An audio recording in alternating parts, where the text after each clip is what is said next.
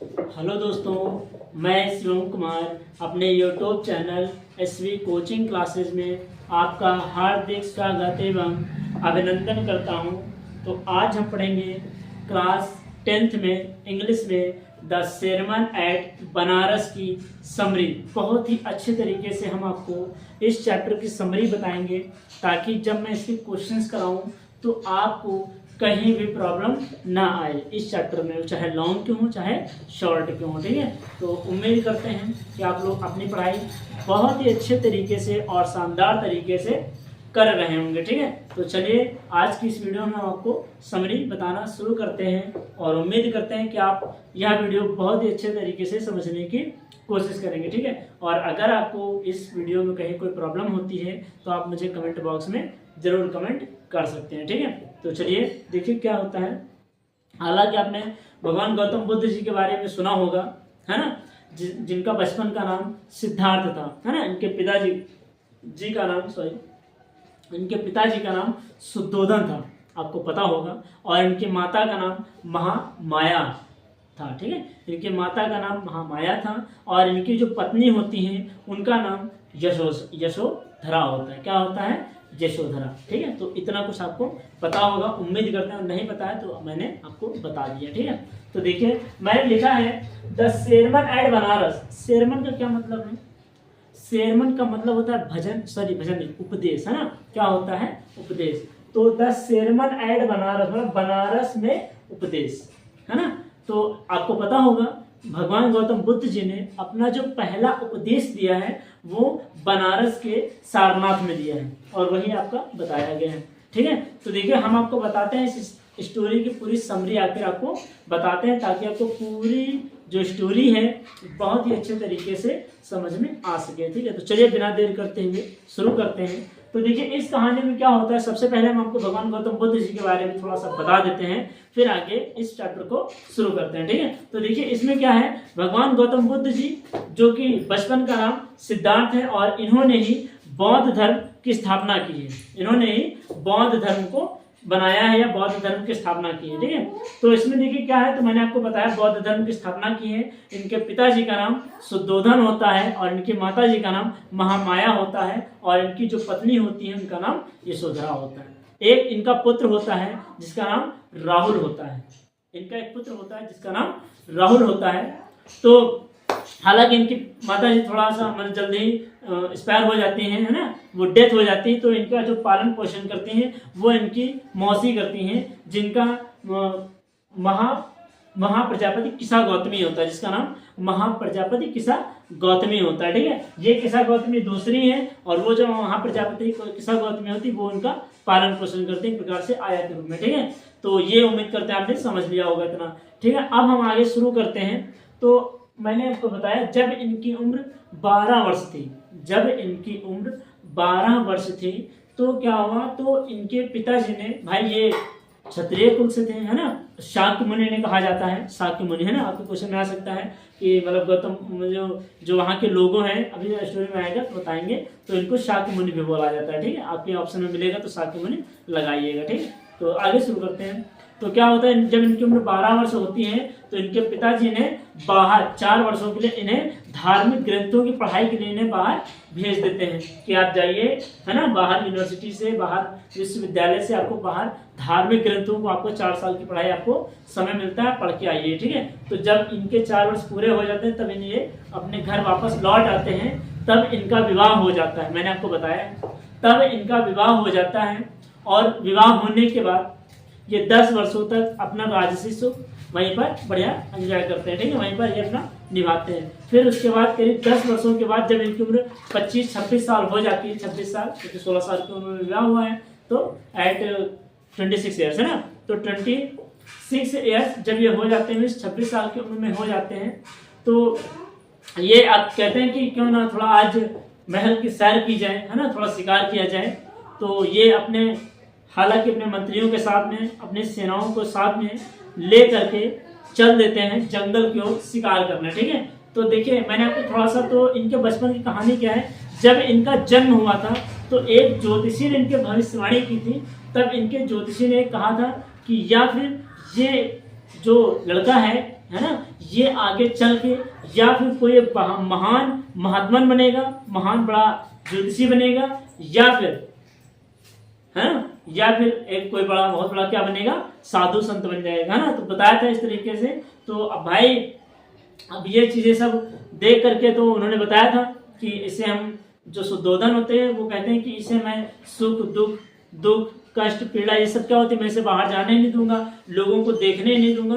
तो जब बाहर जिन्हें जाने नहीं देंगे तो इन्हें कष्ट पीड़ा ये सब क्या पता चलेगा, भूख क्या होती है, प्यास क्या होती है, ये सब शुद्धोधन कहते हैं कि हम इन्हें जो कुछ चाहिए मैं इन्हें महल के अंदर लाकर ही दे दूंगा। लेकिन 26 वर्ष की उम्र में जब ये बाहर जाता है मंत्रियों के साथ में, अपनी सेनाओं को साथ में लेकर के शिकार के लिए, तो अब इन्हें वहां पर ये क्वेश्चन इंपॉर्टेंट है कि महात्मन को या गौतम बुद्ध जी को बाहर अभी गौतम बुद्ध ने भी सिद्धार्थी है, क्योंकि शिक्षा मिलने के पहले सिद्धार्थी होते हैं, उसके बाद गौतम बुद्ध बनते हैं, ठीक है। तो क्या होता है, शिकार के लिए चल देते हैं तो इन्हें 4 लोगों से इनकी मुलाकात होती है ना। तो सबसे पहले जब ये अपने महल से बाहर निकलते हैं तो इन्हें सबसे पहले एक बीमार व्यक्ति मिलता है। क्या मिलता है, बीमार व्यक्ति। तो अब आप ये याद रखिए, है ना, नहीं सबसे पहले बूढ़ा आदमी मिलता है। तो सबसे पहले बूढ़ा आदमी मिलता है। तो अब ये गौतम बुद्ध जी अपने मंत्री से पूछते हैं कि ये इस इंसान को क्या हो गया है, ये इंसान कांप क्यों रहा है ना, काफी चीजों से दिक्कतें हैं, तो बहुत कुछ पूछते हैं। तो मंत्री कहता है कि ये बूढ़ा हो गया है और काफी ज्यादा इसमें शरीर सा कमजोर पड़ गया है ना। तो पूछते हैं कि बूढ़ा क्या होता है, तो वो बताते हैं कि संसार का यही नियम है कि इंसान की लास्ट एज होती है जब वो मरने वाला होता है, तो उससे पहले उसकी जो उम्र होती है वो बुढ़ापे में ही होती है ना, ये बताया गया। फिर कहते हैं अच्छा, फिर आगे चलते हैं, फिर इन्हें बीमार व्यक्ति मिलता है। क्या मिलता है, बीमार व्यक्ति। वो कांप रहा होता है, चीखें निकाल रहा होता है, उसे काफी कलह रहा होता है क्योंकि वो बीमार हो जाता है, तो काफी सारी आवाजें निकलती हैं, है ना, कलह रहा होता है। तो फिर ये पूछते हैं कि बताओ मंत्री, ये कांप क्यों रहा है, आवाजें क्यों कर रहा है, कलह क्यों रहा है ना। तो कहते हैं कि महाराज ये बीमार व्यक्ति है, इसे दुख है, पीड़ा है, कष्ट है, काफी सारी से दिक्कतें हैं, इस वजह से ये चीख रहा है, आवाजें निकाल रहा है, कलह कर रहा है। तो ये पूछते हैं कि बीमार क्या होता है, बीमारी क्या होती है, बीमार कौन होता है, तो काफी चीजें उनको बताते हैं, ठीक है। फिर उसके बाद अब जब आगे चलते हैं तो आगे सामने से इनके 4 व्यक्ति, एक व्यक्ति को अपने कंधों पे लेकर के आ रहे होते हैं, जिसे फ्यूनरल प्रोसेशन कहते हैं हम लोग, जिसको हिंदी में शव यात्रा कहते हैं, जिसमें एक इंसान मर जाता है तो उसे अपने कंधों पर लेकर के 4 इंसान जाते हैं उसे दफनाने के लिए, उसका अंतिम संस्कार करने के लिए, है ना। तो ये हो जाएगा। तो अब ये गौतम बुद्ध जी पूछते हैं, सिद्धार्थ पूछते हैं कि मंत्री ये 4 व्यक्ति एक सोए हुए व्यक्ति को अपने कंधों पर लेकर के कहाँ जा रहे हैं। तो जब इतना गौतम बुद्ध जी ने या सिद्धार्थ ने मंत्री से पूछा तो मंत्री ने बताया कि महाराज ये शव यात्रा है, जब इंसान मर जाता है तो उस इंसान जो मर गया है उसको अपने कंधों पर उठा करके 4 व्यक्ति ले जा करके शमशान घाट में उसका अंतिम संस्कार कर देते हैं, दाह संस्कार कर देते हैं। तो बोलते हैं कि ये मृत्यु क्या होती है। गौतम बुद्ध जी पूछते हैं मंत्री से कि ये मृत्यु क्या होती है, मृत्यु क्या होती है, किस चिड़िया का नाम है।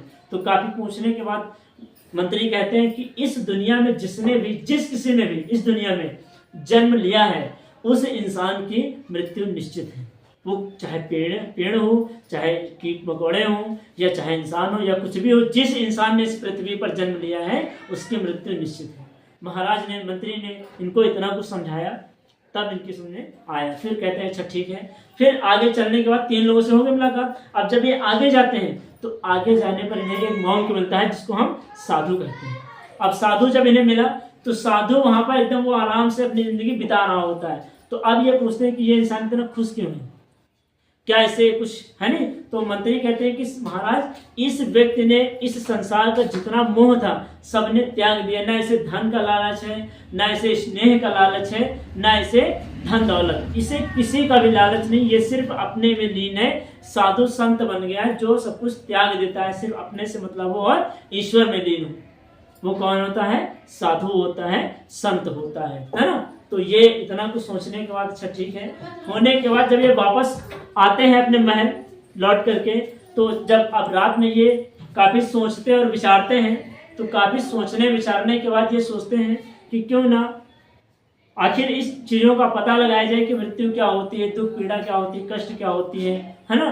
तो काफी सोचने और विचारने के बाद भगवान गौतम बुद्ध जी सिद्धार्थ 26 वर्ष की उम्र में अपने महल को त्याग देते हैं। और ये जो त्यागने की घटना है, इसको हम महाभिनिष्क्रमण बोलते हैं। क्या बोलते हैं? महाभिनिष्क्रमण। घर छोड़ने या महल छोड़ने की जब इनकी जो घटना है वो महाभिनिष्क्रमण कहलाती है। वो आपके बुक में नहीं मिलेगा, वो मैं बता रहा हूँ कि वो आपकी उसे क्या बोलेंगे, महाभिनिष्क्रमण बोलेंगे। तो ये उम्मीद करते हैं आपको समझ में आया होगा।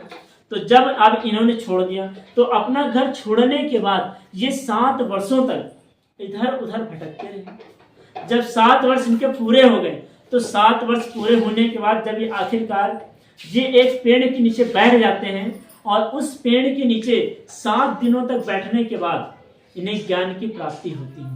तो ये क्वेश्चन आ सकता है कि भगवान गौतम बुद्ध जी को कितने दिनों में ज्ञान की प्राप्ति हुई थी? तो 7 दिनों में इन्हें ज्ञान की प्राप्ति हुई थी। और कितने वर्ष भटकते रहे? 7 वर्ष भटकते रहे और 7 दिनों में इन्हें ज्ञान की प्राप्ति हुई। और जिस पेड़ के नीचे इन्हें ज्ञान की प्राप्ति हुई है उस पेड़ का नाम है बोधि ट्री। हालांकि वो पीपल का वृक्ष होता है, लेकिन इन्होंने उस पेड़ के नीचे ज्ञान की प्राप्ति को हासिल किया, ज्ञान की प्राप्ति पाई है। तो उस पेड़ को हम बोधि ट्री बोलते हैं, बोधि ट्री बोला जाता है ना। और जब इन्हें ज्ञान की प्राप्ति हो गई तब इन्होंने अपना पहला जो उपदेश दिया है वो इन्होंने बनारस के सारनाथ में दिया है ना। और इनके पहले उपदेश को महाचक्र प्रवर्तन बोला जाता है ना, महाचक्र प्रवर्तन बोला जाता है।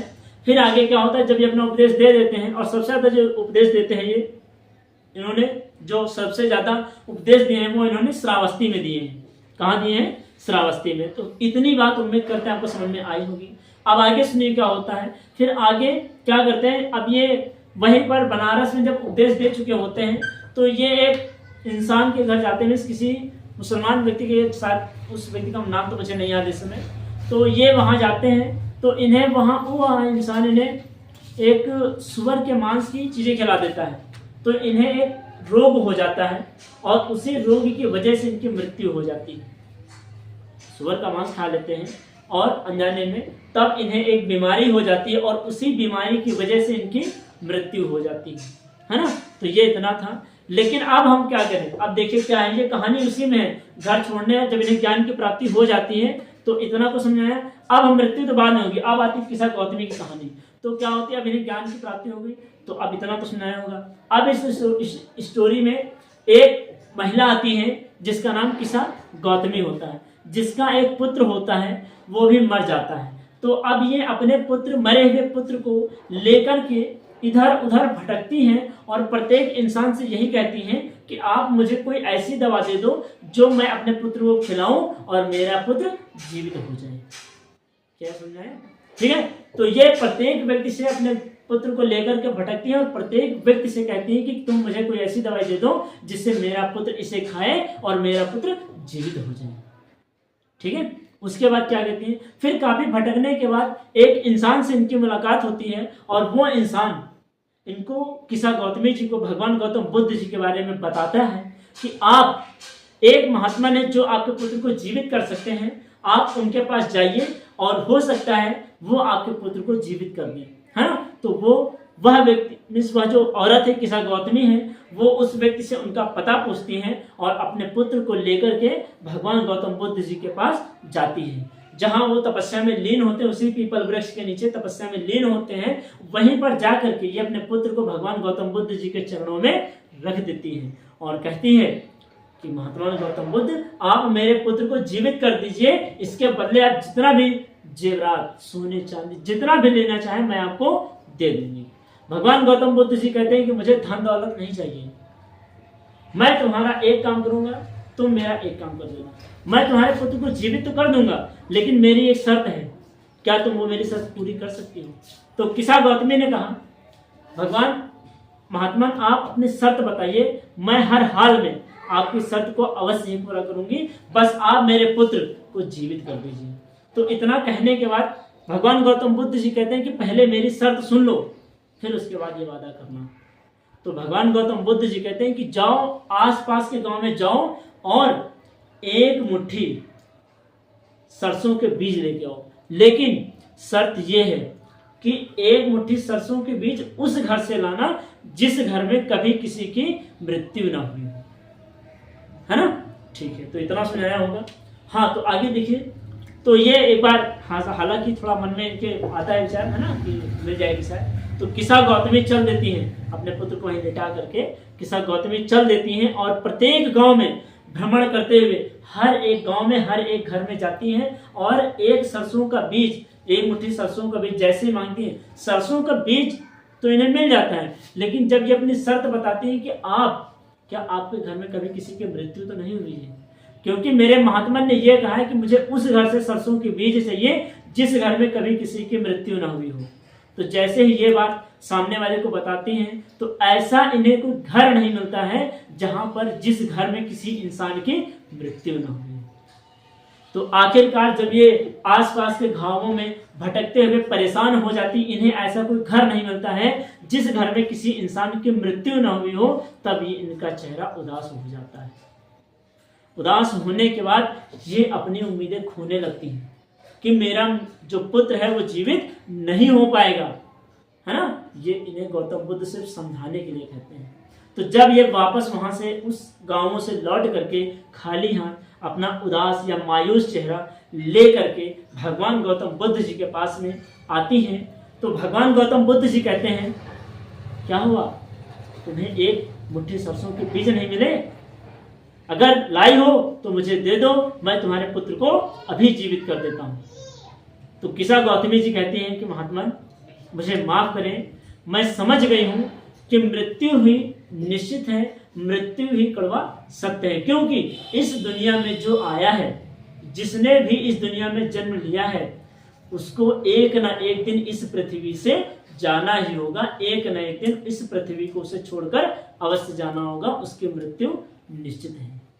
तो इसे इतना कुछ समझ में आ गया। भगवान गौतम बुद्ध जी ने यही बताया कि मैं तुम्हें यही समझाना चाहता हूं कि जिस व्यक्ति ने, जिस वस्तु ने इस इंसान पर जन्म लिया है, या जो इंसान या जो वस्तु इस पृथ्वी पर है, उसे एक न एक दिन सब मोह माया छोड़ करके इस दुनिया से जाना होगा, है। तो भगवान गौतम बुद्ध जी ने यही उपदेश इन्हें इस स्टोरी में, आपकी 10 sermon at बनारस में दिया है। और उम्मीद करते हैं कि जो मैंने आपको इस चैप्टर की समरी बताई है वो बहुत ही अच्छे तरीके से आपको आई होगी। और अगर आपको ये समझ में आई है तो आप इस वीडियो को और इस चैनल को ज़्यादा से ज़्यादा लोगों तक लाइक करें, शेयर करें और सब्सक्राइब करें। तो चलिए मिलते हैं नेक्स्ट वीडियो में। हम आपको इसके क्वेश्चंस आंसर शॉर्ट टाइप करा देंगे, ठीक है। और उम्मीद करते हैं कि जितनी भी स्टोरी मैंने आपको समरी बताई है 10 sermon at बनारस, हालांकि मैंने जो समरी इसमें चैप्टर में नहीं दिया है, मैंने उससे भी ज़्यादा आपको बता दिया है। उम्मीद करते हैं कि आपको इस चैप्टर से रिलेटेड जितना भी क्वेश्चन आएगा आपका छूटेगा नहीं। हालांकि छूटेगा तो अभी मैंने जितने भी चैप्टर करा रखे हैं कहीं भी नहीं छूटेगा, लेकिन ये स्टोरी काफ़ी अच्छी लगती है और मैंने बहुत ही अच्छे तरीके से आपको समझाने की कोशिश की है। तो मिलते हैं नेक्स्ट वीडियो में। बस आप लोगों से मेरा एक विनम्र निवेदन है कि आप इस वीडियो को और इस चैनल को ज़्यादा से ज़्यादा लोगों तक लाइक करिए, शेयर करिए और सब्सक्राइब करिए। मिलते हैं नेक्स्ट वीडियो में। Thanks for watching this video.